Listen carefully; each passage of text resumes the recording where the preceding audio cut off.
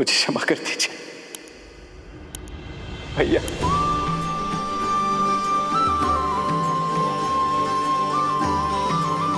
क्षमा कर दीजिए भैया। लक्ष्मण उठो।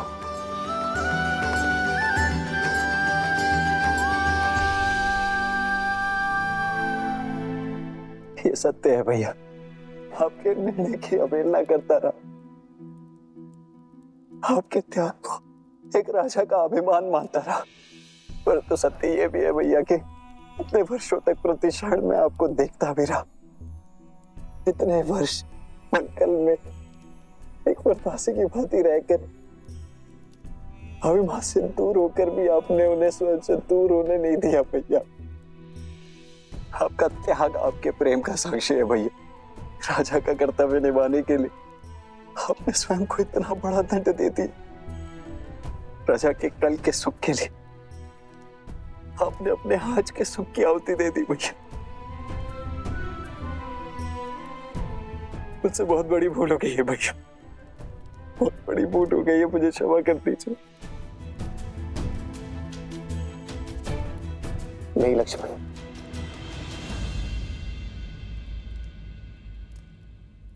जितना दुख मुझे सीता के बिछड़ने का था, उतना ही दुख मेरे लक्ष्मण को स्वयं मुझसे दूर जाते देखने का था। किंतु दुख के साथ साथ एक विश्वास भी था कि मेरा भाई एक दिन मेरे निर्णय को अवश्य समझेगा। वो एक दिन मुझे क्षमा अवश्य करेगा, एक दिन मेरे पास लौटकर अवश्य आएगा। और मेरा विश्वास करो लक्ष्मण, सीता भी सम्मान सहित अयोध्या लौटकर अवश्य आएगी।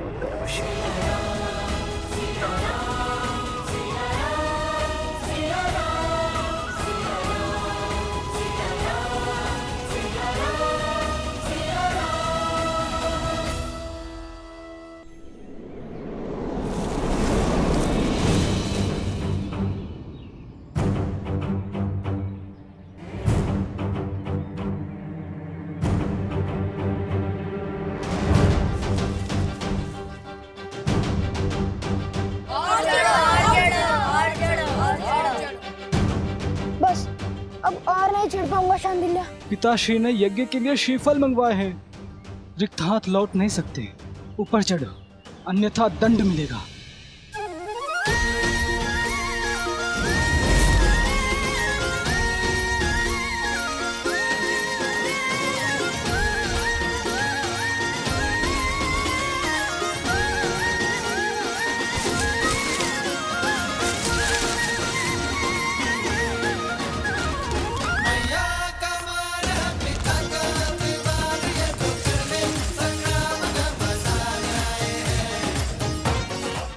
कुमुदनी, कहाँ चले गए ये दोनों? कहीं दिखाई नहीं दे रहे। माता आ गई।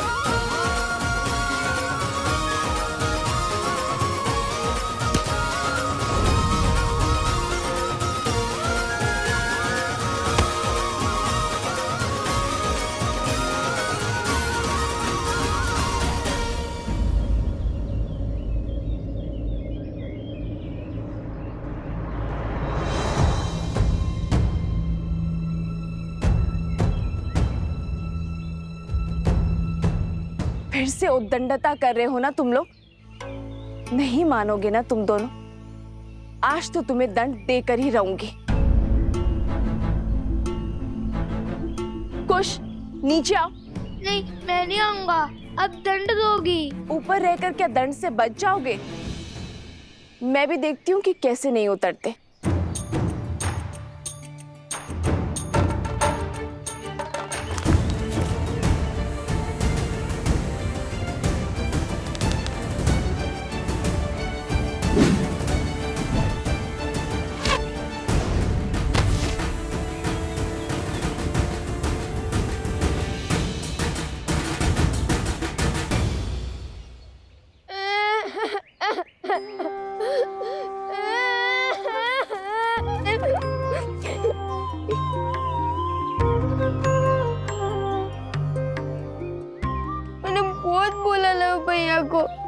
ऊपर मत भेजो, माता क्रोधित होंगी।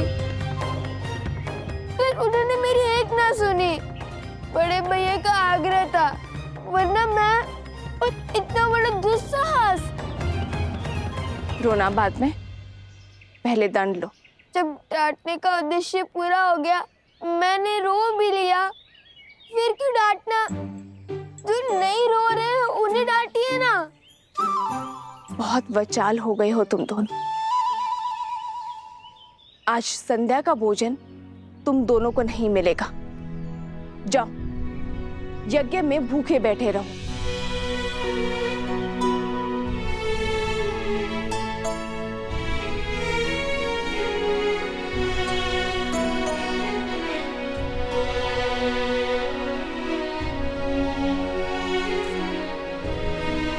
वन देवी, लवकुश आपके सामने यूं ही ब्रज पर चढ़ गए, आपको भय नहीं लगा?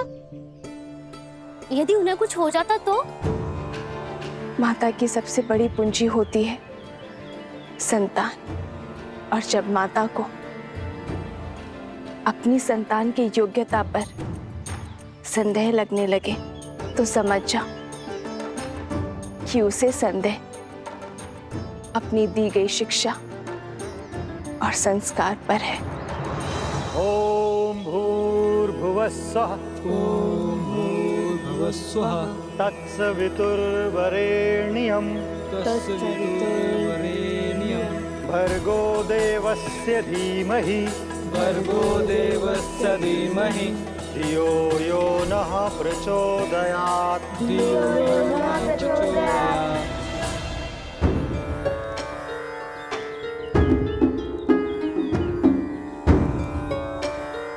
लव कुश, तड़ासन में खड़े होकर वेद पाठ करो। यही दंड है तुम्हारा। जी गुरुदेव।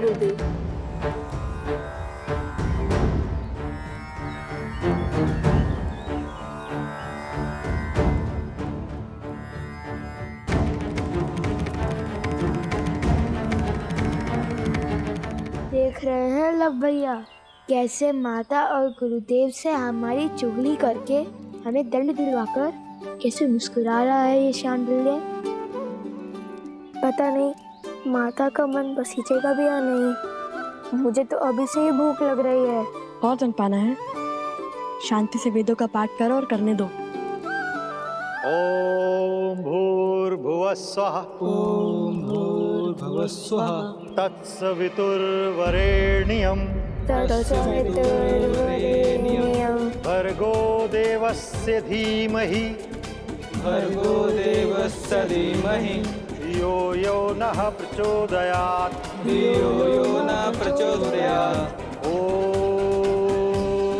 ओम भूर्भुवस्सुः तत्सवितुर्वरेण्यं भर्गो देवस्य धीमहि धियो यो नः। अरे देखो तो, कितनी चींटियां चढ़ गई हैं तुम्हारे पैर पर। जाओ, पैर धो लो और अपनी माता से कहो औषधि लगा दे।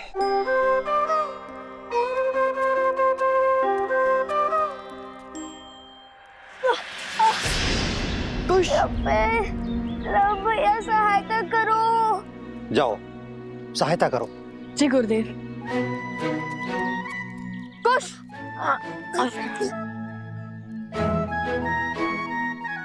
बहुत पीड़ा हो रही है गुरुवर। क्या भैया मुझे कुटिया तक छोड़ सकते हैं? जाओ।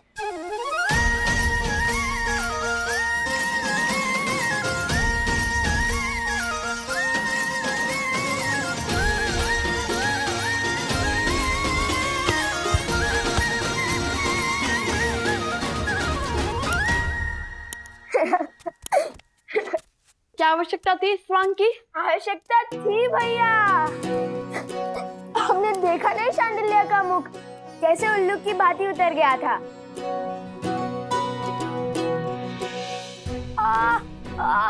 क्या पैर। अरे अब क्या हुआ? बहुत पीड़ा हो रही है। क्या हुआ?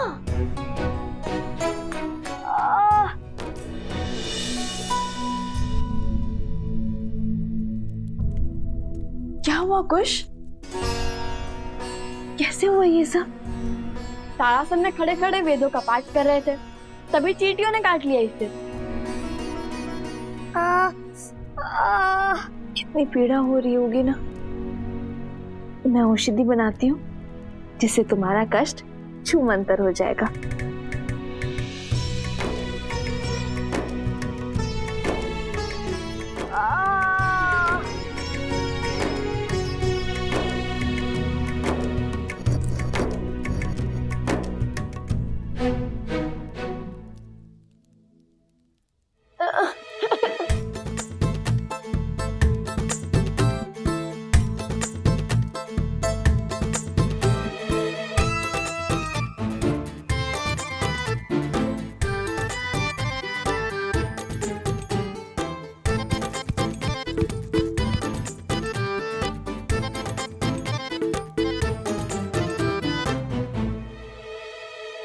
माता, रहने दीजिए ना, इतनी भी पीड़ा नहीं हो रही माता।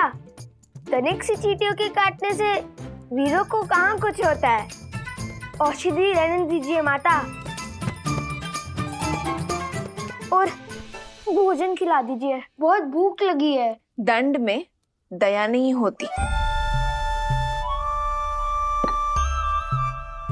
और जब ऋषि हरित ने अपने पुत्र शांडिल्य को नारी लेने के लिए भेजा था, तो तुम दोनों वृक्ष पर क्यों चढ़े? आज तुम दोनों को अन्न का एक दाना भी नहीं मिलेगा। मुझे लगा आप भूल गई होंगी। अब रोना शुरू मत करना। बताओ लव, तुम दोनों वृक्ष पर क्यों चढ़े?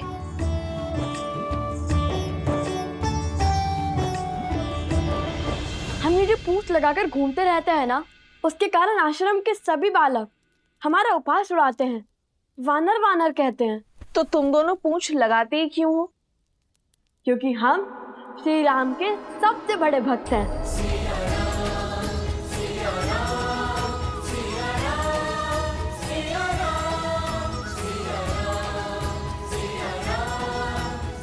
हनुमान जी से भी बड़े भक्त हैं। इसलिए पूंछ तो लगानी ही पड़ती है ना। तो इसका शांडिल्य से लड़ाई का क्या संबंध है? और तुमने उसके कार्य में बाधा क्यों डाली? माता, भ्राता शांडिल्य बड़े ध्रुत हैं, सदा हमें छेड़ते रहते हैं। उन्होंने हमें चुनौती दी थी कि यदि हम श्री राम के सबसे बड़े भक्त हैं तो उन्हें उड़कर दिखाएं। और पता है सोमकरण ने क्या कहा? हनुमान जी के पिता तो स्वयं पवन देव हैं। तुम्हारे पिता कौन है बताओ?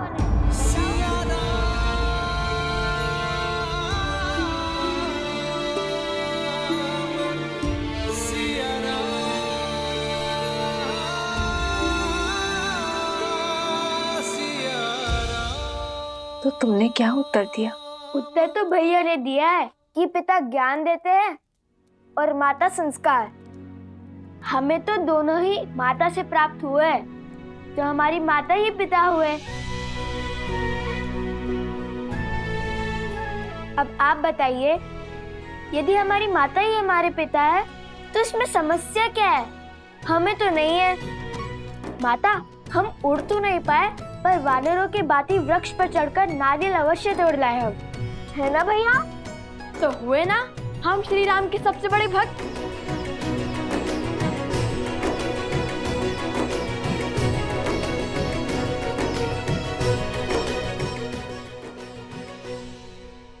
नहीं, तुमने केवल वीर हनुमान की नकल की है।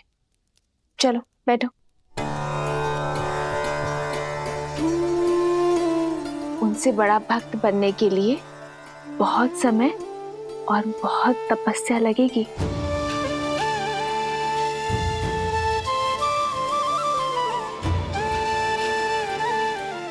चलो भोजन करते हैं।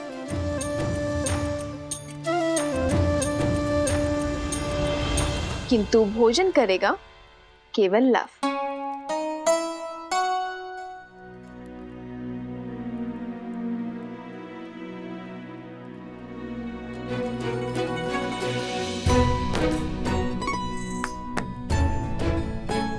किंतु तुम्हारे दंड का क्या? तुम भोजन नहीं खा सकते। मैंने तो सिर्फ मुंह ही खोला था, किंतु ग्रास तो माता ने खिलाया है। दंड में मुंह खोलना अपराध थोड़ी ना है ना? है ना? है ना? है ना? मैंने क्षमा किया तुम दोनों को।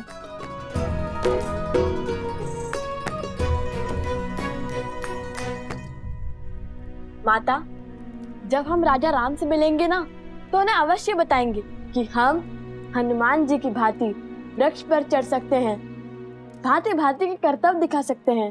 फिर उन्हें विश्वास हो जाएगा कि हम उनके सबसे बड़े भक्त हैं।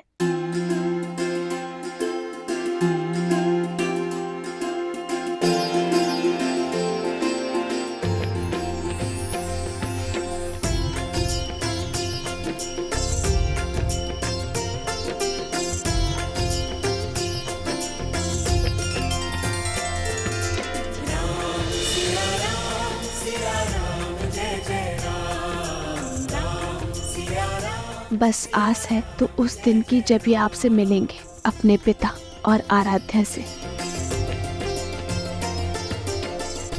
राजकुमार शत्रुघ्न की, राजकुमार शत्रुघ्न की, राजकुमार शत्रुघ्न की, राजकुमार शत्रुघ्न की, राजकुमार शत्रुघ्न की, राजकुमार शत्रुघ्न की, राजकुमार शत्रुघ्न की, राजकुमार शत्रुघ्न की, राजकुमार शत्रुघ्न की।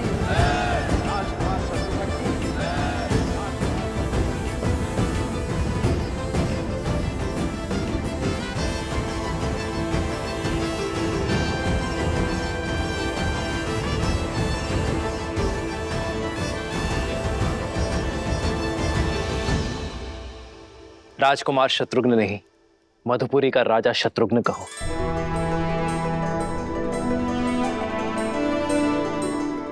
मधुपुरी राज शत्रुघ्न की।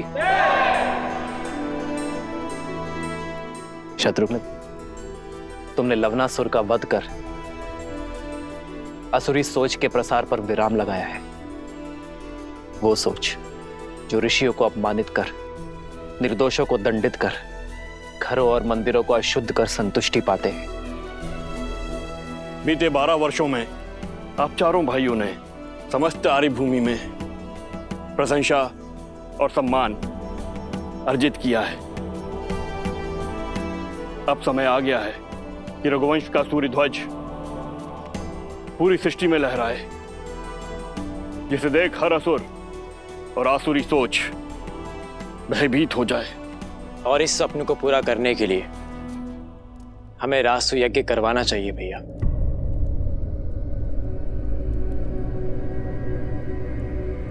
नहीं भरत,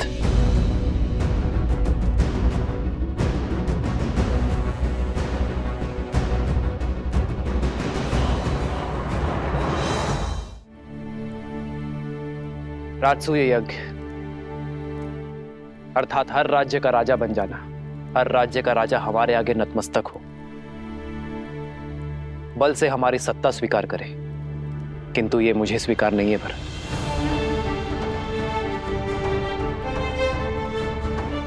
रामराज्य का लक्ष्य है कि हर कोई मन से स्वतंत्र अनुभव करे, मन से मुक्त अनुभव करे। किसी का राज्य छीनकर मैं धर्म का प्रतीक अयोध्या का पावन ध्वज नहीं लहरा सकता भरत। जिस राज्य का राजा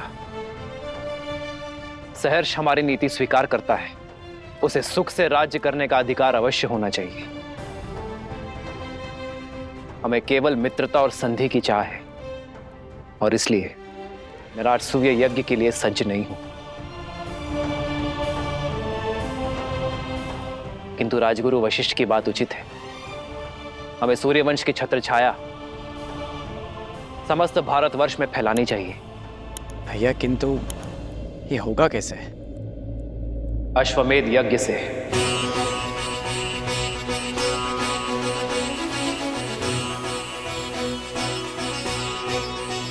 महाराज के कहने का तात्पर्य है कि जो भी राज्य हमारे यज्ञ के अश्व का श्रद्धा पूर्वक स्वागत करेगा, उस राज्य में धर्म की अर्थात राम राज्य की स्थापना होगी।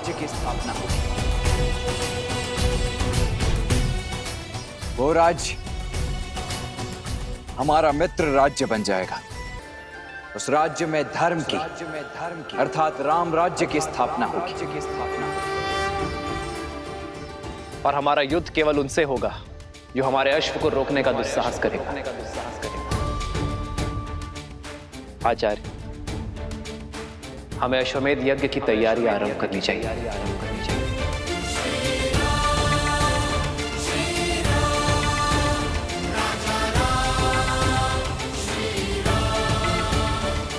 चंद्रबाहु, बानासुर, राम अश्वमेध यज्ञ कर रहा है। अश्वमेध यज्ञ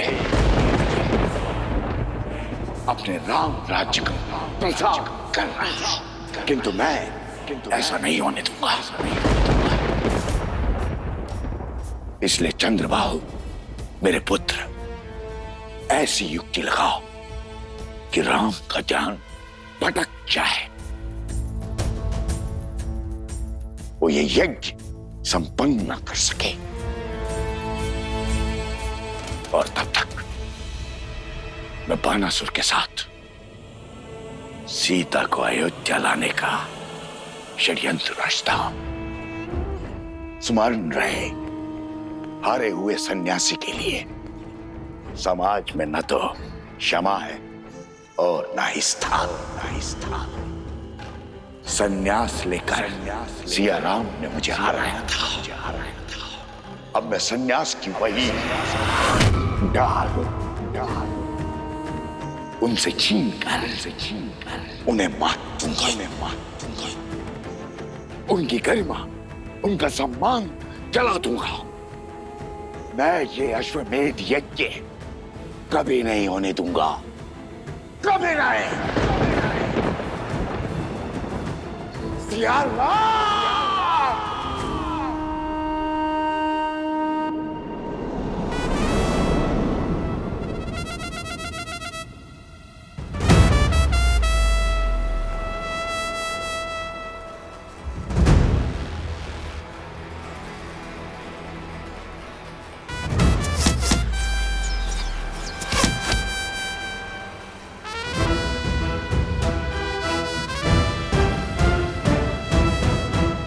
इसमें कौन सी बड़ी बात है लवकुश? ये तो साधारण विद्यार्थी भी कर पा रहे हैं। यदि सत्य में तुम धनुर्धारी हो, श्री राम जी के सबसे बड़े भक्त हो, तो मेरी चुनौती पूरी करो। फिर हम मानेंगे कि तुम उत्तम धनुर्धर और सच्चे राम भक्त हो। क्या है चुनौती? अभी बताता हूँ।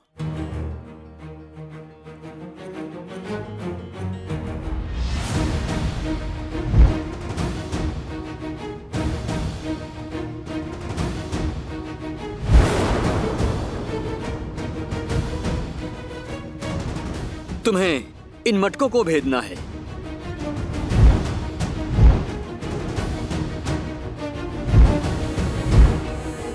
बोलो, भेद पाओगे इसे?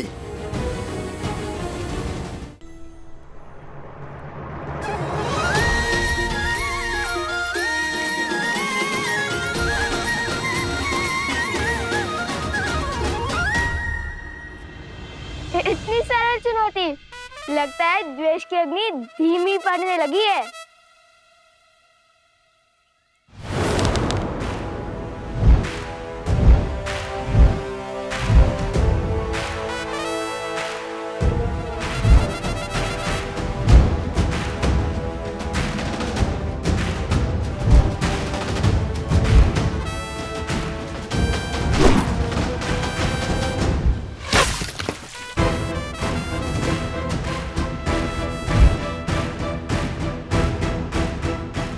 बस इतना ही सामर्थ्य है? बंधु, तुम बहुत अधीर हो, पूरी बात नहीं सुनते। चुनौती एक प्रहार से 3 मटकों को फोड़ने की है। स्मरण है ना राम भक्त, किष्किंधा में कैसे रामचंद्र जी ने एक साथ 7 वृक्ष भेदे थे।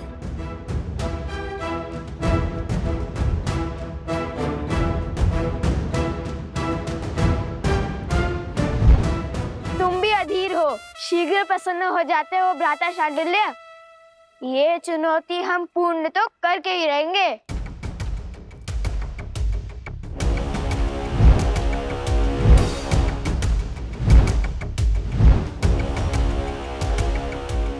चाहिए भैया, भेज दीजिए।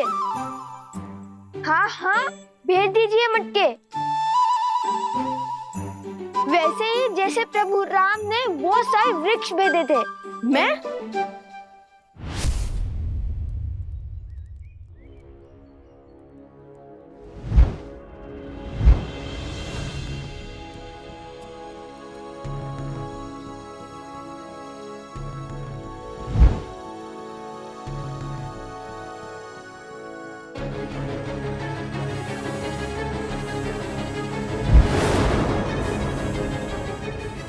रुको रुको, वहां से नहीं, तीनों मटकों को यहाँ से भेजना है। यहाँ से, जहाँ पे मैं खड़ा हूँ, बाण यहाँ से चलाना है।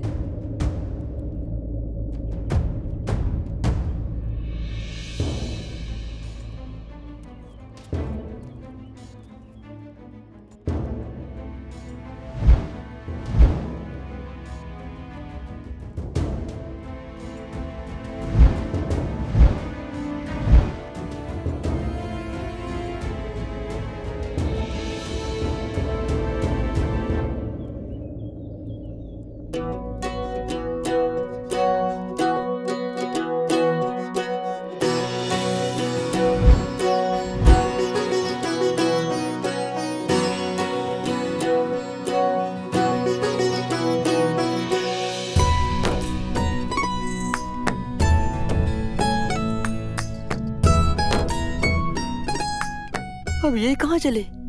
लगता है पराजय स्वीकार कर ली इसने।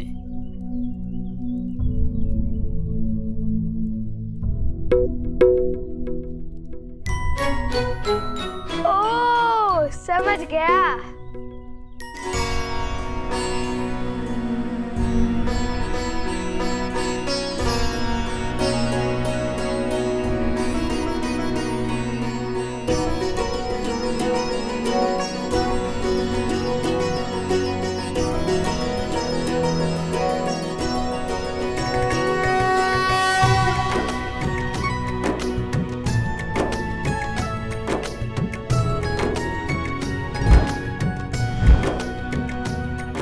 क्या देख रहे हैं भैया?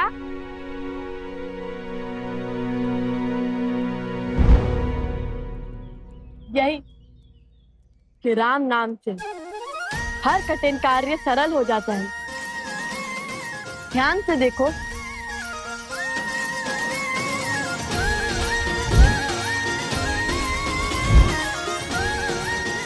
भैया, अब ये 3 मटकों को अवश्य एक साथ भेदेगा। हाँ, अवश्य भेदेगा।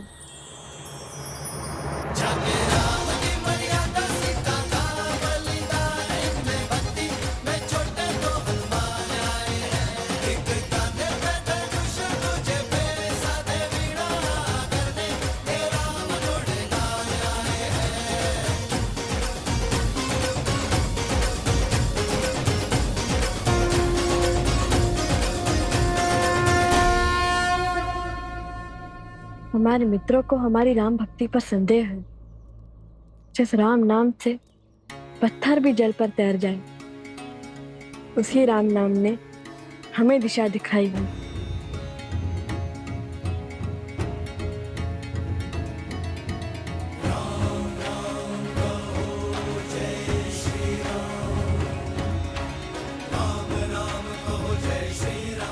राम राम। सर पे हो रघुवर का हाथ तो हर दुविधा आसान होगी। तुम वीर पुरुष, तुम पराक्रमी, तुम मर्यादा के हो स्वामी। साथ तुम्हारा जिसके साथ, तुम संकट हर लो आगामी। मन में है विश्वास तो आकाश में पड़ेगा। जब होगी जीत तो हर दिशा में राम नाम गूंजेगा। राजा राम।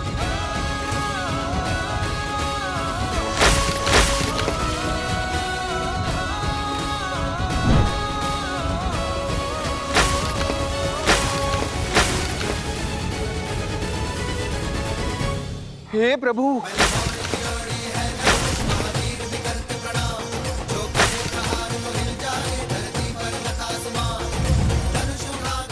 अरे कोई रोको, उस तीर को देखो।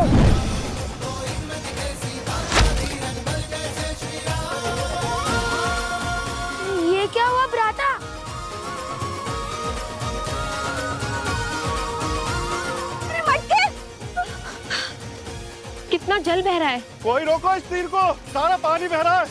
चुनौती वृक्ष पर लटके 3 मटके फोड़ने की थी, तुमने तो आश्रम के सारे मटके फोड़ दिए। इस अपराध का तो घोर दंड मिलेगा तुम्हें। मैंने क्या, पूरे आश्रम ने देख लिया। सच्चे राम भक्तों का पराक्रम। अब लगता है वन देवी का पराक्रम तुम दोनों पर बरसेगा।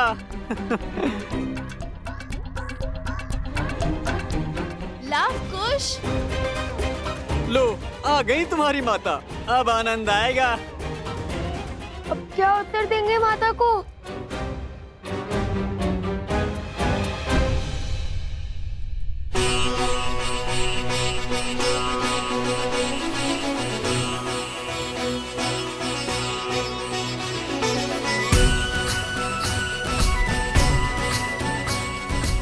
अश्वमेध यज्ञ के विधान के अनुसार ये वेदी 4 अंगुल और ऊंची होनी चाहिए। कुंड तक 21 सीढ़ियां होंगी, सभी 7-7 अंगुल की।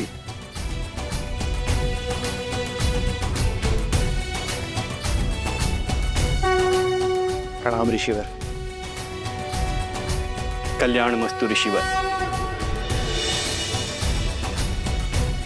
आप सबका कोटि कोटि धन्यवाद ऋषिवर। इस यज्ञ की सज्जा के लिए पधार कर आपने अयोध्या पर बहुत बड़ा उपकार किया है। यह यज्ञ कोसल राष्ट्र के लिए अत्यंत महत्वपूर्ण है। मुझे विश्वास है ऋषिवर कि आपके सामर्थ्यशील मार्गदर्शन में इस यज्ञ में कोई त्रुटि नहीं होगी, प्रत्येक कार्य विधिवत होगा। यह हमारा सौभाग्य है श्री राम। हर ओर राम राज्य का ध्वज लहराए। धर्म केवल कौशल में न रहकर सारे आर्यव्रत में विस्तार करे। इससे शुभ और कुछ नहीं हो सकता। और ये हमारी सेवा नहीं, पावन तपस्या है। इसमें भाग लेना ही स्वयं में एक तीर्थ है। मानचित्र राजन, ये यज्ञ वेदी का मानचित्र है। इसमें हर वेदी पर भगवान विष्णु के चरण चिन्ह बनाए जाएंगे।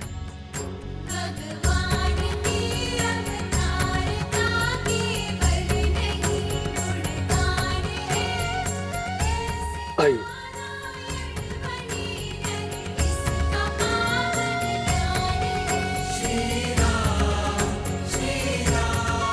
और यहाँ विराजमान होंगे यजमान अर्थात आप, और वहां आपके वामंग में महारानी का स्थान होगा।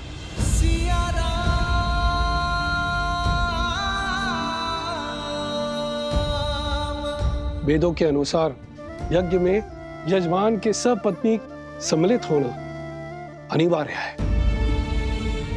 बिना युगल आहुति के न यज्ञ पूर्ण होता है और ना ही उसका फल मिलता है।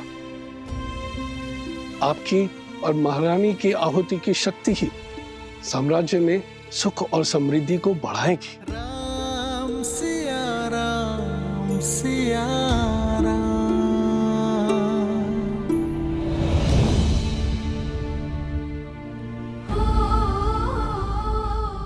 देख रही हो वन देवी, उत्पात चरण पर है।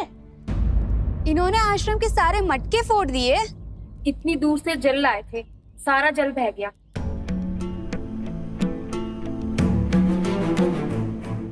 लवकुश, ये कैसी उद्दंडता है? क्यों किया तुम दोनों ने ऐसा? उत्तर दो। ये कैसा खेल था? जो भी हुआ उसका उत्तरदायित्व हमारा है, परंतु ये कोई खेल नहीं था, चुनौती थी।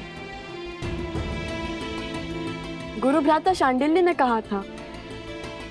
वन देवी, मैंने केवल 3 घड़े कहे थे फोड़ने के लिए, सारे नहीं। आप चाहे तो इनसे पूछ लीजिए। हाँ वन देवी, बात 3 घड़ों पर ही लक्ष्य साधने की हुई थी। लवकुश, माता वो शक्ति अधिक लग गई। तुम्हारी इस अधिक शक्ति के कारण आश्रम में एक भी बूंद जल नहीं है। अब तुम दोनों का यही दंड है कि तुम दोनों पूरी रात्रि जागकर आश्रम के परिवार वालों के लिए नदी से जल भरकर लाओगे।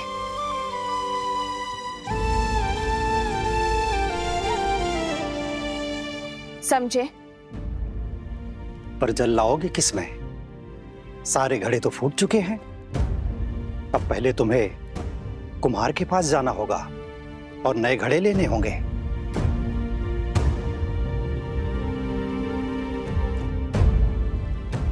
जी माता।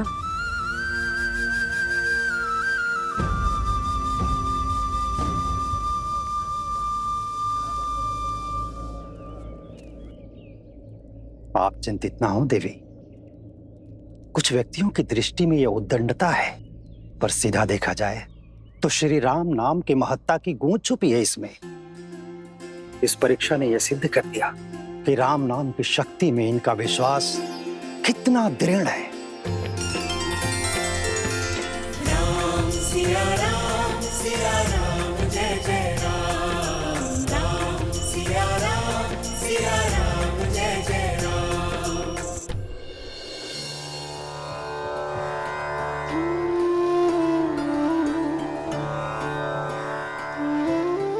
ये लो, ये भी ले जाओ। हम तो केवल 3 जीव हैं। इतने अनाज की आवश्यकता नहीं है हमें, इसे सब में बांट दो। और वैसे भी आश्रम पर जो संकट आया है उसके दोषी मेरी संतान ही तो है। किंतु ये कुमुदनी, ये कोई उपहार या उपकार नहीं है, मेरी क्षमा याचना है।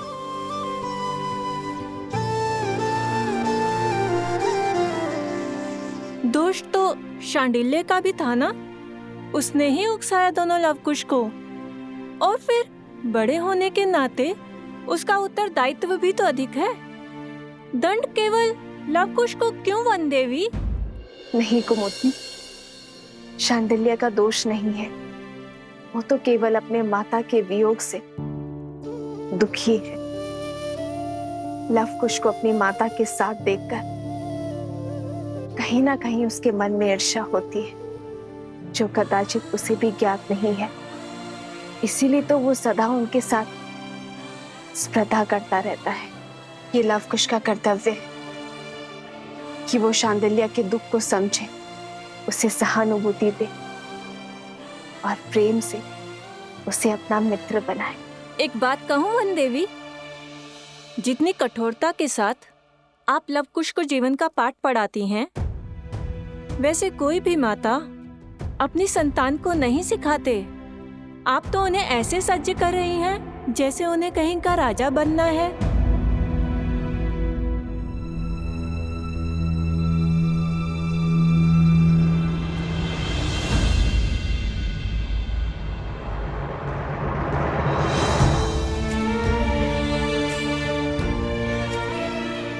अब इसे मैं कैसे समझाऊं आर्य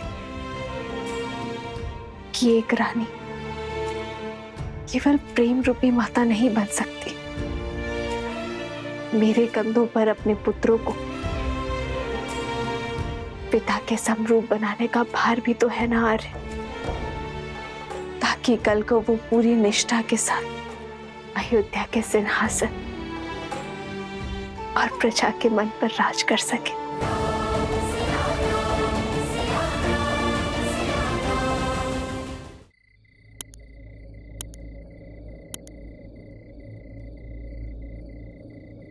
राम।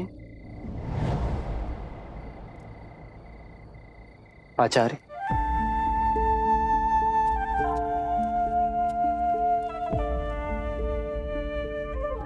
प्रणाम आचार्य। कल्याण।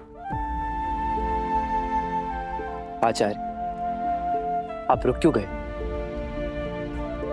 मैं अयोध्या का महाराज बाद में हूं, सबसे पहले आपका शिष्य हूं। मेरे समीप आने के लिए आपको किसी शब्द या अनुमति की आवश्यकता नहीं है। पधारिए।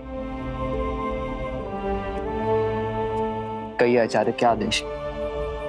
आपके आने का मंतव्य क्या है? विराजी। नहीं राम, तुम्हारा कर्तव्य केवल राज्य की सीमा का विस्तार ही नहीं है, तुम पर राज्य की स्थिरता, शांति, सुख और समृद्धि का भार भी है। और ये वनवासी सा जीवन इस समस्या का समाधान नहीं है वत्स। जानता हूं गुरुवर, इसलिए तो अश्वमेध यज्ञ करवा रहा हूं। यह जानते हुए भी कि बिना पत्नी के यज्ञ संपूर्ण नहीं हो सकता।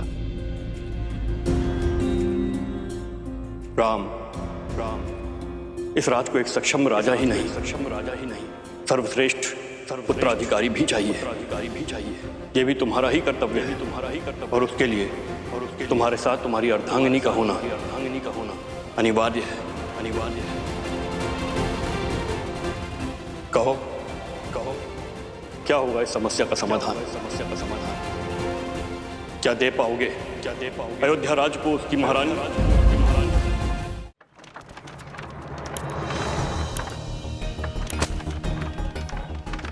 कुम्हार जी, हमें इन सब के बदले में घड़े चाहिए। हाँ हाँ, शीघ्र दीजिए। आश्रम के सभी मटके फूट चुके हैं। वो तो ठीक है, परंतु ऐसा हुआ क्या? कोई भूचाल आया था कि आश्रम के सारे घड़े एक ही दिन में टूट गए? भूचाल ही समझिए। कुछ उद्दंडी बालकों ने उपद्रव मचा रखा है आश्रम में। नए घड़े तो मिल जाएंगे, पर उनके बदले इतना अनाज चला गया। अब खेतों में और अधिक परिश्रम करना पड़ेगा। हाँ बहन, इस वर्ष की फसल बहुत ही परिश्रम मांगेगी। बालकों की उद्दंडता पर अंकुश रहना चाहिए। कब समझेंगे कि जब कोई बिना विचार किए कार्य करता है तो परिणाम पूरी समाज को भुगतना पड़ता है।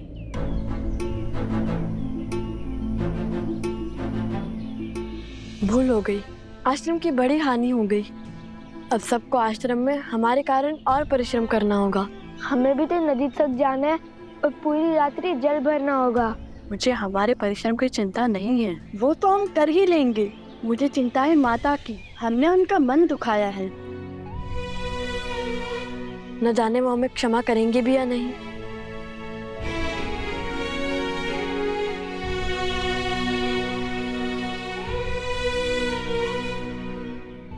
नन्हे बालक हैं, आश्रम के बाहर कैसे जाएंगे? उद्दंडता की है तो दंड तो भुगतना ही पड़ेगा। आश्रम की सीमा को लांघकर घनघोर जंगल में जाना पड़ेगा।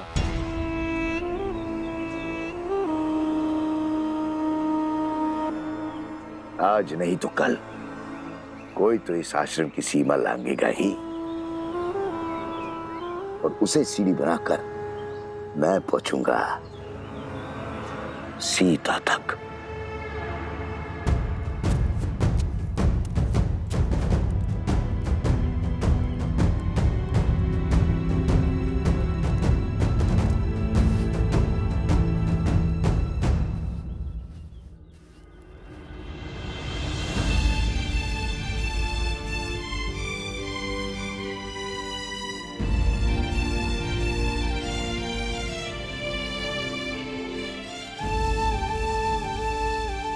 अब ऐसी भूल नहीं होगी माता।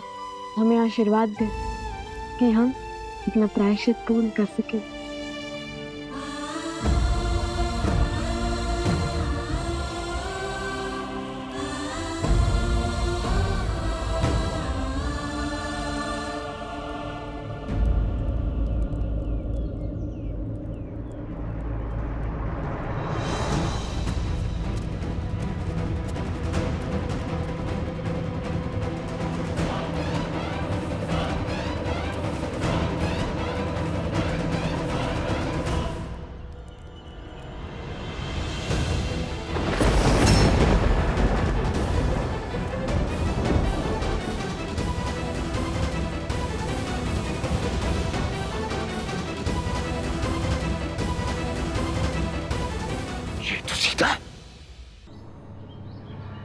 अर्थात ये दोनों बालक सीता और राम के। अद्भुत अद्भुत।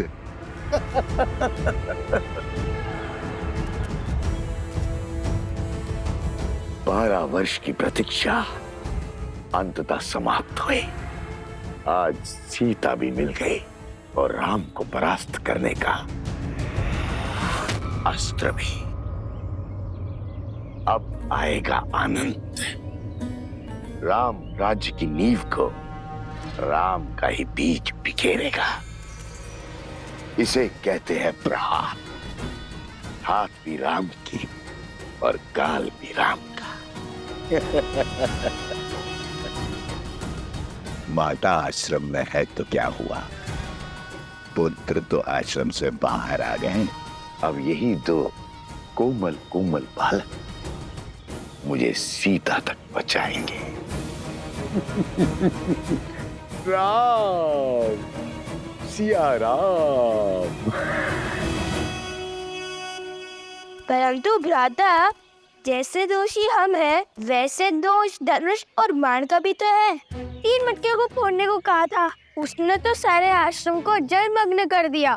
धनुष और बाण साधन है कुश, और साधन में बुद्धि नहीं होती। लक्ष्य प्राप्ति के लिए बल और बुद्धि साधक का होता है, इसलिए बुद्धि का उपयोग मनुष्य को ही करना होता है।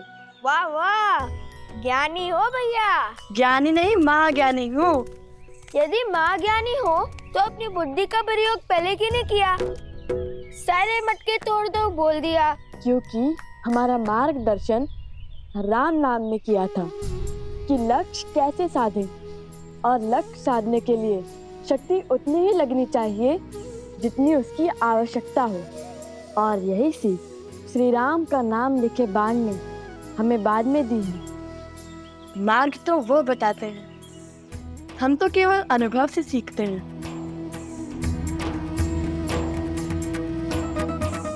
मैं भी अनुभव से बोल रहा हूँ भैया, भूल हो गई, अब नहीं बोलूंगा। दंड मिलता है मेरे बोलने से। माता ने हमें दंड कष्ट देने के लिए नहीं, ज्ञान देने के लिए दिया है, ताकि हमारी बुद्धि का विकास हो सके। अब देखो, जो बात मैं सुनकर समझता हूँ वो बात तुम दंड पाकर ही समझते हो। महाज्ञानी है आप, मैं क्या समझूंगा? मैं तो आपका बस एक शस्त्र हूँ। संधान तो आपके मन से होता है। बाण चलाने में भले ही तुमसे आगे हूँ, किंतु बातों में तुम्हें कोई नहीं पकड़ सकता।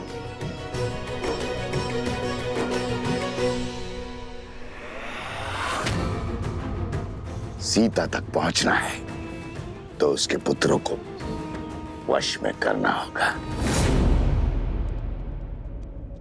आपके उत्तराधिकारी धर्म और कर्तव्य के पथ के लिए सच हो रहे हैं आर्य। दोनों जितने नटखट हैं उतने ही पराक्रमी भी हैं। अपने पिता की मर्यादा और पूर्वजों के मान का भार उठाने के लिए शीघ्र ही तैयार होंगे आपके लवकुश।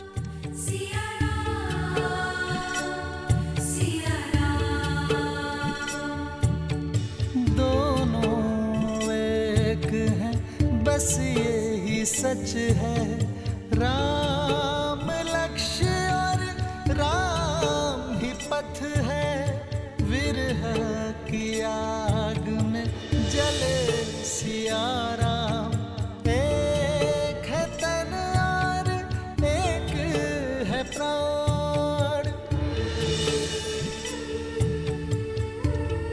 इस रात को एक सक्षम राजा ही नहीं, सर्वश्रेष्ठ उत्तराधिकारी भी चाहिए। क्या दे पाओगे अयोध्या राज को उसकी महारानी? आपको तो भोजन खिला दिया है, किंतु हमारे दोनों पुत्र भूखे होंगे और कुश को तो बहुत अधिक भूख लगती है आर्य।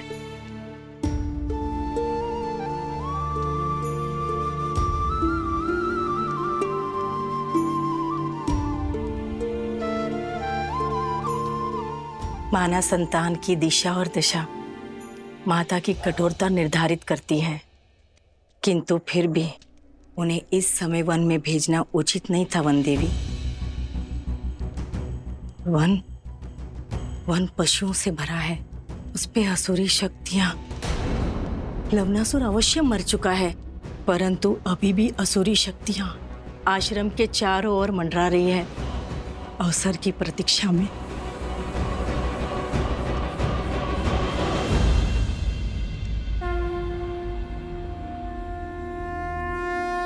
गणेश, पूछो पुत्र, क्या प्रश्न है मन में? यज्ञ तो मन की, राज्य की, समाज की शांति के लिए किया जाता है ना? फिर उसमें बैठे राजा के लिए पत्नी का साथ क्यों अनिवार्य है? श्री राम तो स्वयं नारायण है, वो यज्ञ से नहीं, यज्ञ उनसे पवित्र हो जाएगा ना? ये बताओ गणेश कि जीवन का आधार क्या है? संतुलन। तुम्हारा उत्तर सर्वथा उचित है गणेश। ये संसार, ये प्रकृति संतुलन पर ही आधारित। जैसे दिन को संतुलित करती है रात्रि, बुराई को संतुलित करती है अच्छाई, वैसे ही पुरुष को संतुलित करती है स्त्री। किसी भी यज्ञ का उद्देश्य और फल तभी प्राप्त होता है जब उसमें दी गई आहुति संतुलित। इसीलिए यज्ञ में या जीवन में पुरुष के साथ स्त्री का होना आवश्यक ही नहीं, अनिवार्य भी है।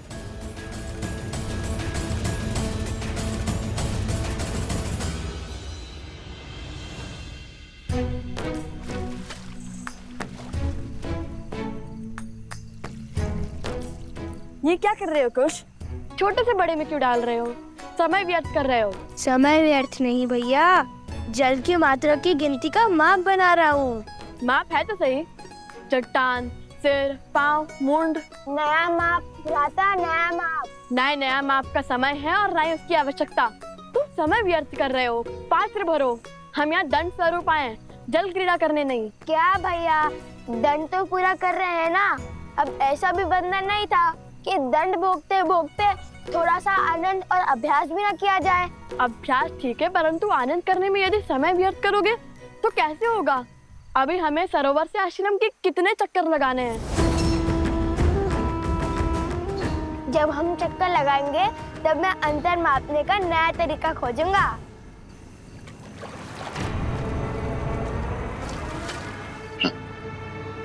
कितने अबोध है ये दोनों बालक। पुनः आश्रम नहीं पहुंचेंगे तो माता को तो ढूंढने बाहर आना ही होगा।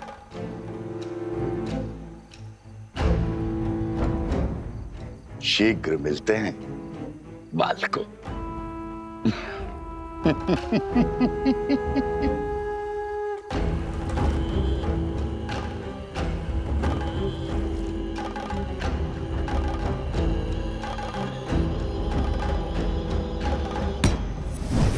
क्या आदेश है राक्षस श्रेष्ठ? किसे सताना है? रहोगे राक्षस के राक्षसी। कभी तो पुण्य का काम किया करो। यहाँ दो सुंदर कोमल अबोध बालक आए हैं और थके हुए भी हैं। उन्हें अपनी शक्ति से निंद्रा दे रहा हूं। बाकी का काम हम स्वयं करेंगे। जाओ।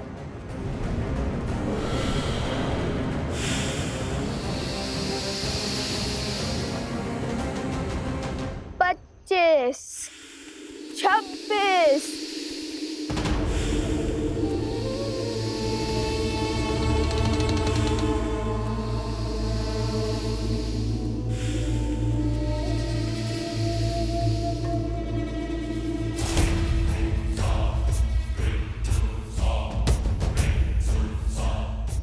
सत्ताईस, 28।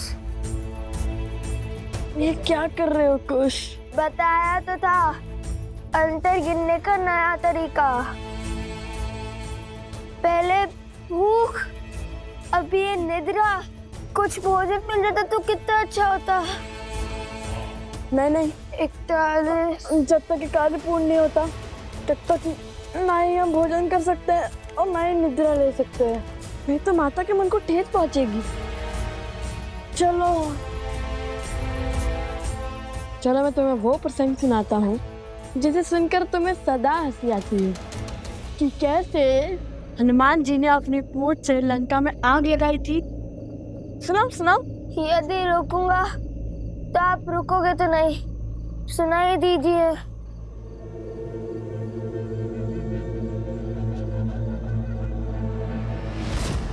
कुछ संभाल के चलो।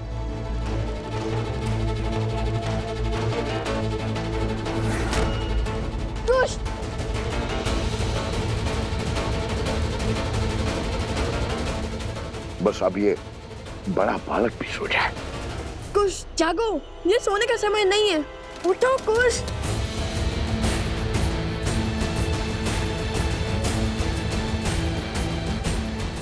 कुश जागो, कुश।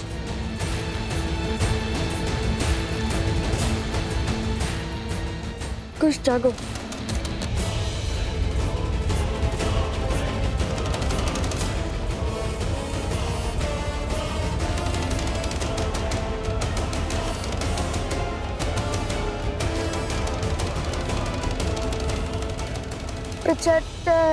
गिनती बोलने की जगह श्री राम का नाम लो।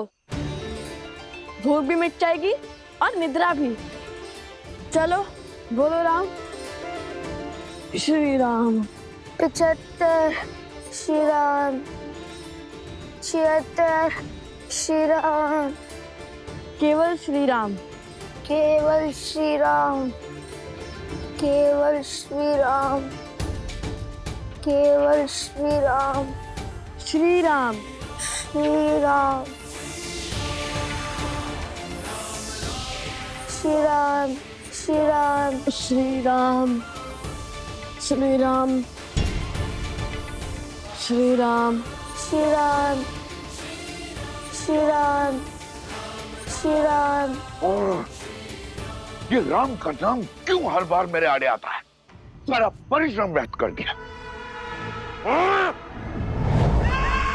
ये थी तुम्हारी शक्ति। बढ़ाओ अपनी शक्ति। अगर ये दोनों नहीं सोए ना तो मैं तुम सबको सदा सदा के लिए सुला दूंगा। जाओ। राम। राम। राम। राम। राम।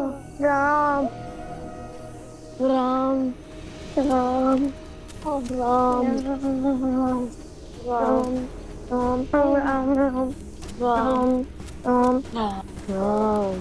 राम।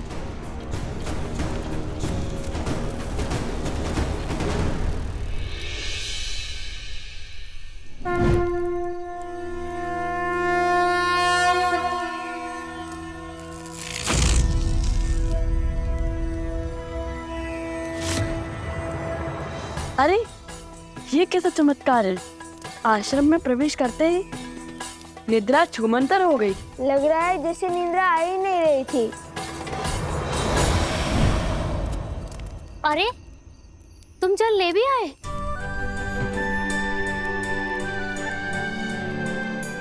लाओ लाओ हमें दो।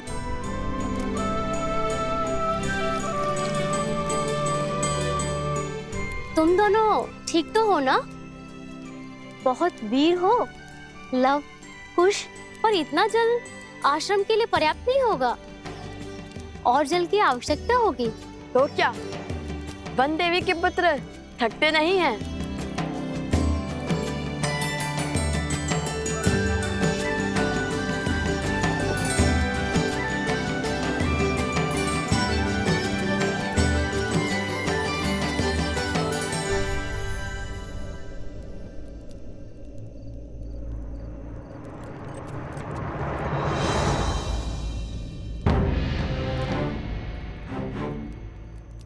ये कैसा चमत्कार है। आश्रम की सीमा के बाहर निकलते ही निद्रा आने लगती है और भीतर आते ही निद्रा छूमंतर हो जाती है। बात तो उचित है भैया, लेकिन अब क्या करें? केवल श्री राम का नाम लेते हुए आगे बढ़ते रहे क्या? नहीं नहीं, हम राम भक्त हैं। हम वो करेंगे जो श्री राम करते, अपने ज्ञान और अपनी बुद्धि का प्रयोग। और मेरे ज्ञान के अनुसार ये कोई असुरी माया है जो आश्रम के भीतर प्रवेश नहीं कर पा रही।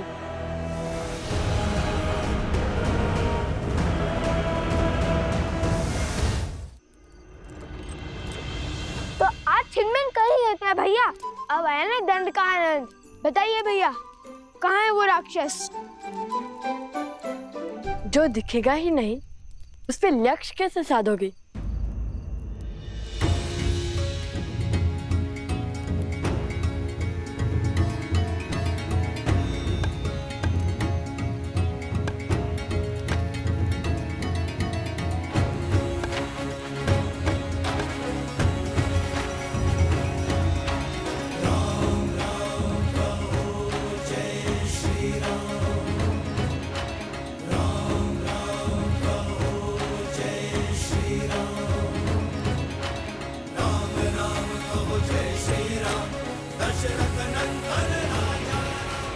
समझा। गुरुदेव ने एक बार बताया था, घाट के पात्र में 5 वेदों का वास होता है और उस पे श्री राम का नाम तो और पवित्र और सशक्त बना देगा। इसमें माया प्रवेश नहीं कर सकती लव भैया। लव भैया, उचित समय पर उचित पद स्मरण आता है आपको, इसलिए तो मैं आपका अनुसंधान करता हूँ।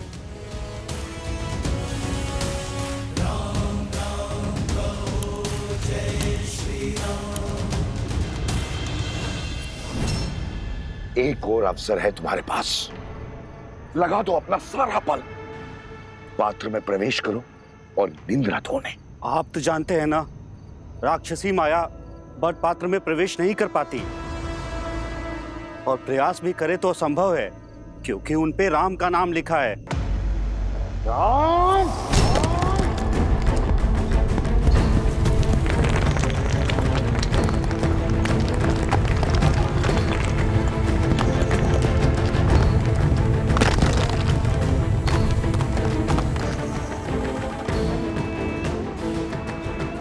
नहीं,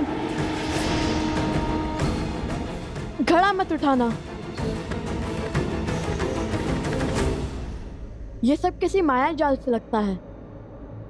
चलो ऐसे ही आगे बढ़ते हैं। श्री राम, श्री राम, श्री राम। अभी भी नहीं गिरा पात्र। कोई बात नहीं, जल भरने के लिए जब झुकोगे तो पात्र तो उतारना पड़ेगा। तुम सब सज्ज रहना, जैसे ही वो जल भरने के लिए पात्र निकालें, आक्रमण कर देना और दोनों को सुला देना, समझे? जाओ।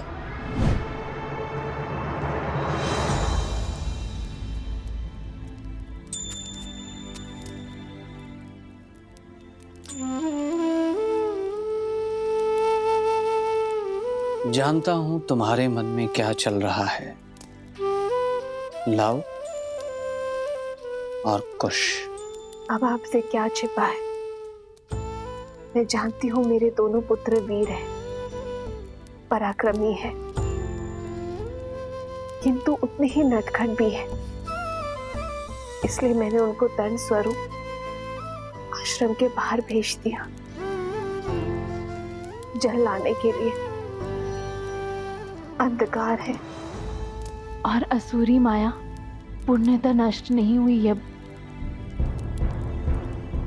क्या मैंने उचित किया?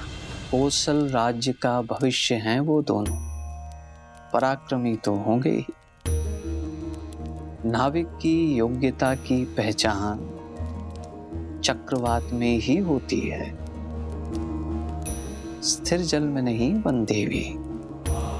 तुम्हारे पुत्रों ने आश्रम में रहकर बहुत कुछ सीखा है, किंतु अब समय है बाहर के संसार को जानने का, उसे समझने का। मुझे आपके कहे हर शब्द पर और अपने पुत्रों के शौर्य पर पूरा विश्वास है, और अब तो मुझे प्रतीक्षा है केवल उस क्षण की जब मेरे पुत्र अपने पिता, अपने पूजने से मिलेंगे, प्रभु श्री राम से मिलेंगे। तथास्तु। और लव कुश की चिंता छोड़ दो वनदेवी। अपने पिता और माता की भांति उनमें भी हर संकट का हल खोजने का सामर्थ्य है।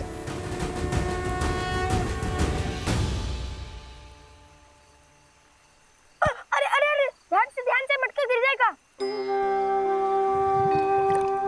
अब क्या करें भैया, बिना घड़े निकाले जल कैसे भरेंगे? मटके तो नहीं उतार सकते, ऐसे ही प्रयास करते हैं। यही एक मंत्र है जिससे असुरी शक्तियों से हम सुरक्षित रह सकते हैं। घड़े में वो प्रवेश नहीं कर सकते हैं। भैया, ऐसे तो कितने दिन लग जाएंगे आश्रम में जल भरते भरते? अब यदि माता ने दंड दिया है तो उसके पीछे का उद्देश्य भी उन्हें ही पता होगा। चलो शेष घड़े भर लेते हैं।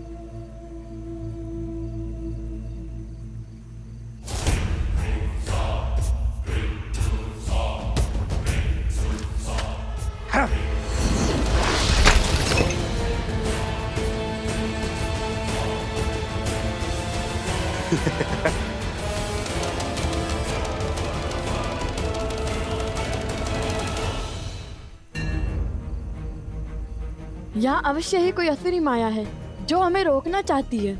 भैया, अगर हम जल नहीं पढ़ पाए तो दंड और उसके पीछे का उद्देश्य कैसे पूरा होगा? किसी भी समस्या का हल रोने से नहीं, सोचने से होता है। मेरी तो समझ में नहीं आ रहा है कि हमें जल आश्रम तक पहुंचाना है या जल से भरा हुआ मटका। अद्भुत, तुमने मुझे एक नया सुझाव दिया है। तुम बातें मूर्खता भरी करते हो, परंतु हो बड़े गुणवान। ऐसा क्या कहा मैंने? अब कुछ ही क्षणों में ये अपना गड़ा उतारेंगे, तुम तभी उन पे आक्रमण करना। तुमने कहा कि हमें जल आश्रम तक पहुंचाना है, अब चाहे वो घड़े में हो या नहीं। मुझे तो कुछ समझ में नहीं आ रहा भैया। जो भी करे, पर ऐसा कुछ मत कीजिए कि माता फिर से रुष्ट ना हो जाए।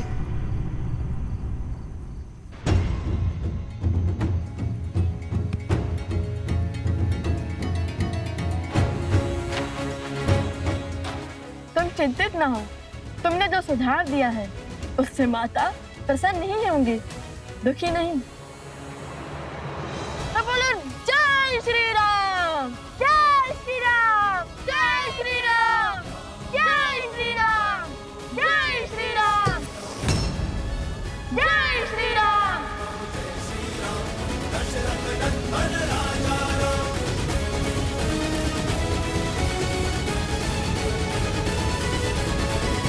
यदि हम दोनों साथ जाएंगे तो वो त्याग नहीं, समस्या से भागना होगा आर्य।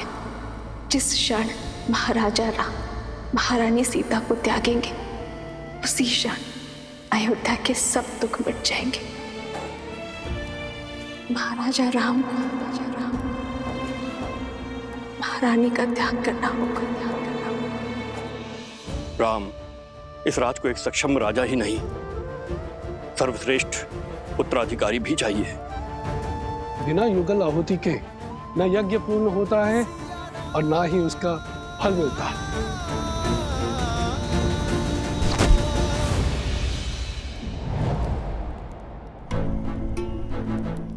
हनुमान,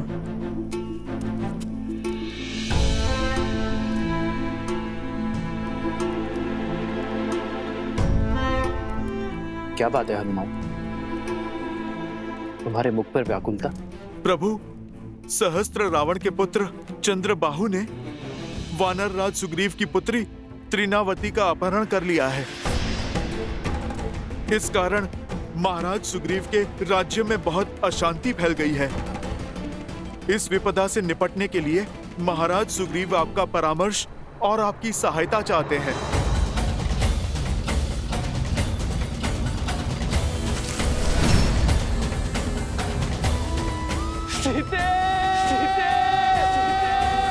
रावण का वध तो हो गया है हनुमान, किंतु उसकी विचारधारा का नाश होना अभी शेष है। दृष्टता और अधर्म हर रूप में धर्म के लिए चुनौती है, किंतु स्त्री को देवी की भांति पूजा करने वाले इस समाज में स्त्री को वस्तु की भांति उठा लेने वालों की धारणा का नाश होना चाहिए।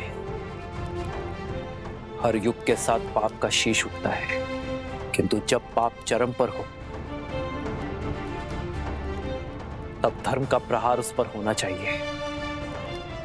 मेरे मित्र वानर राज सुग्रीव के राज्य में आतंक फैलाने वालों को दंड देना हमारा राजकीय कर्तव्य है हनुमान, और एक मित्र होने का परम धर्म भी। युद्ध की तैयारी करो हनुमान, धर्म के पथ पर चलने का समय आ गया है। संसार में बुरी सोच फैलाने वालों का अंत आवश्यक है। मेरे मित्र वानर राज सुग्रीव से कह दो कि उनका ऋण जो मुझ पर है उसे मैं चुका तो नहीं पाऊंगा, किंतु ये राम अपना मित्र धर्म निभाने अवश्य आएगा।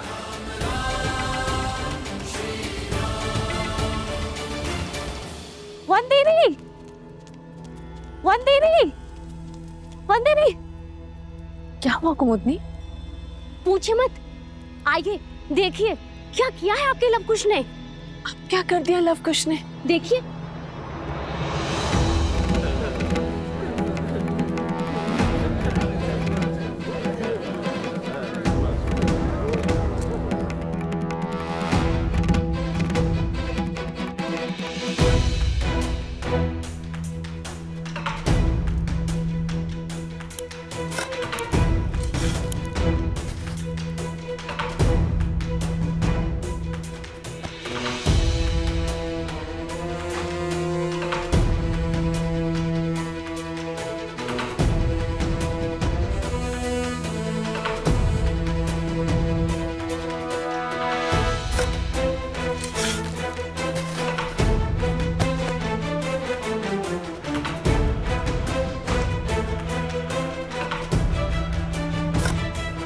क्या कर रहे हैं ये लोग?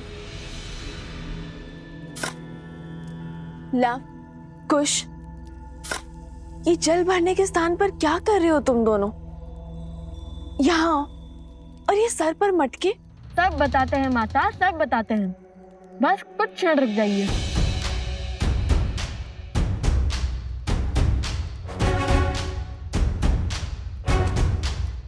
खुश, चलो वो खोल देते हैं।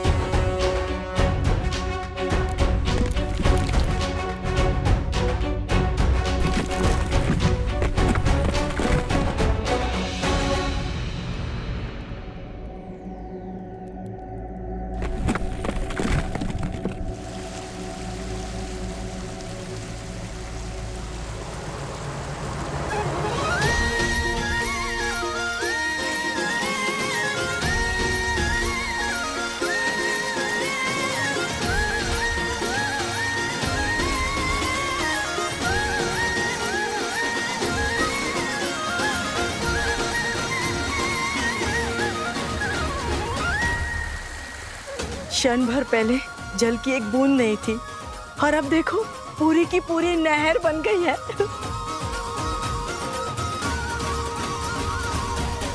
और लव कुश की चिंता छोड़ दो बंदेवी, अपने पिता और माता की भांति उनमें भी हर संकट का हल खोजने का सामर्थ्य है।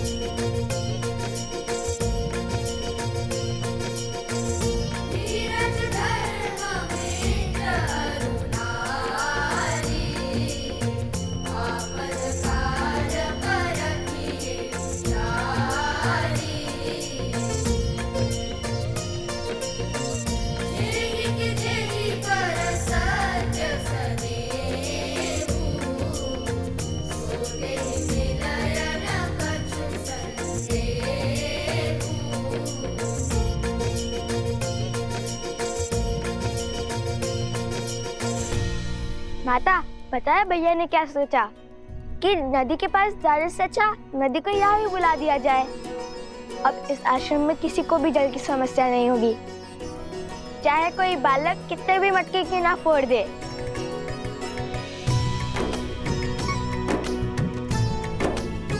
कार्य मेरा था, परंतु सुझाव कुश का। जानती है माता, हमारी प्रेरणा कौन सा प्रसंग बना? जब नल और नील ने राम नाम लिखकर लंका तक सेतु बनाया था, तो हमने सोचा जब राम नाम का पत्थर सागर में तैर सकता है, तो राम नाम का फावड़ा नदी के लिए मार्ग क्यों नहीं बना सकता?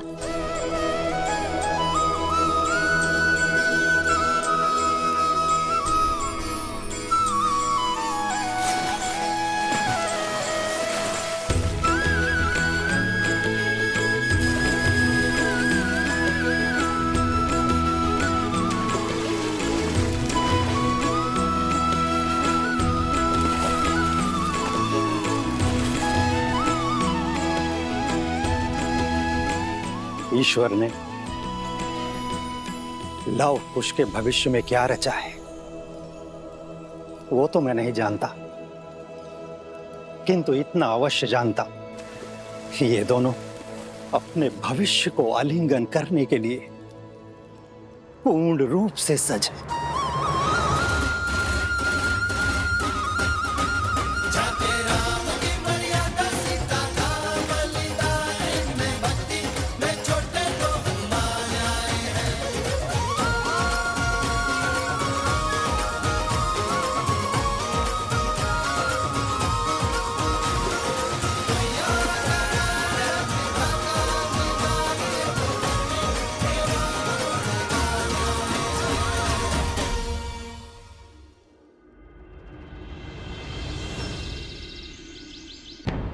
माना कर्तव्य महत्वपूर्ण है राम, परंतु अश्वमेध की घोषणा करके उसे रोक देना अशुभ भी है और अपयश कारक भी। अश्वमेध यज्ञ अवश्य होगा आचार्य।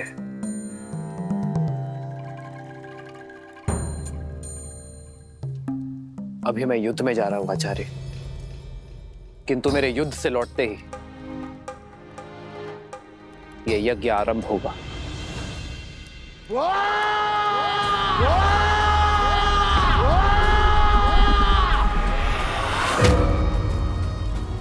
सहस्त्रमुख रावण पराजय के बाद पीछे नहीं हटता और प्रचंड शक्ति से वार करता है। अश्वमेध यज्ञ कदापि नहीं होगा, राम राज्य कभी स्थापित नहीं होगा। पिताश्री, चंद्रबाहु ने आपकी आज्ञा का पालन कर सुग्रीव की पुत्री तृणावती का अपहरण कर लिया है।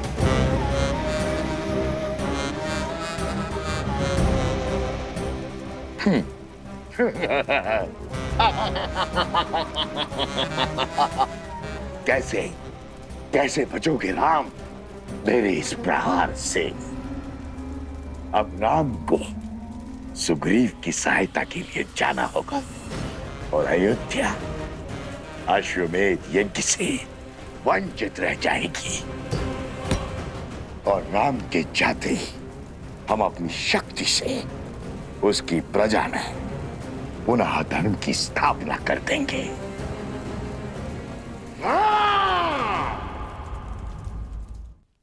केवल आपके लौटने से क्या बात बन जाएगी महाराज? धार्मिक बाधा तब भी रहेगी।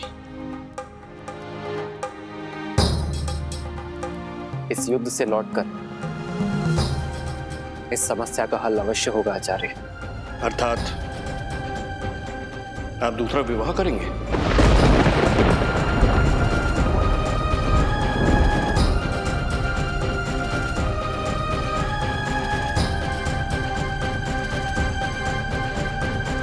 रघुकुल रीत सदा चली आई,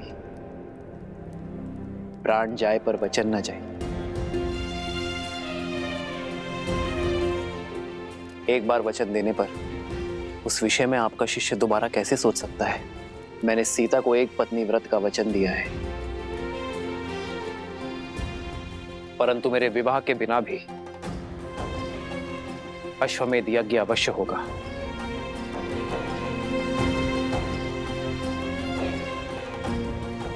राजा का सपत्नी यज्ञ में बैठना आवश्यक है ना?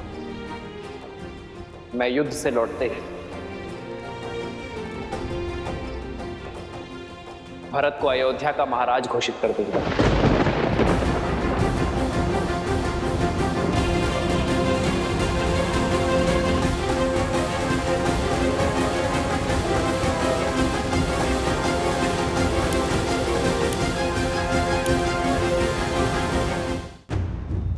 भैया, और तब भरत अपनी पत्नी के साथ यज्ञ की वेदी पर भी बैठेगा और अयोध्या का महाराज होने के नाते अपना दायित्व भी निभाएगा।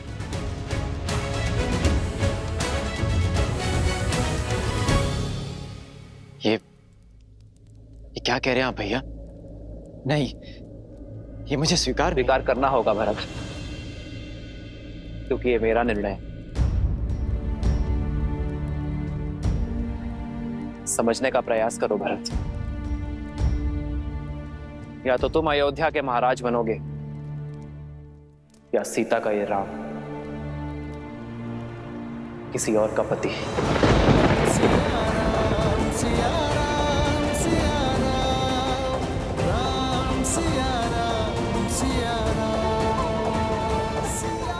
और मेरा चयन तुम जानते हो भरत। मैंने एक पत्नी व्रत धारण किया है।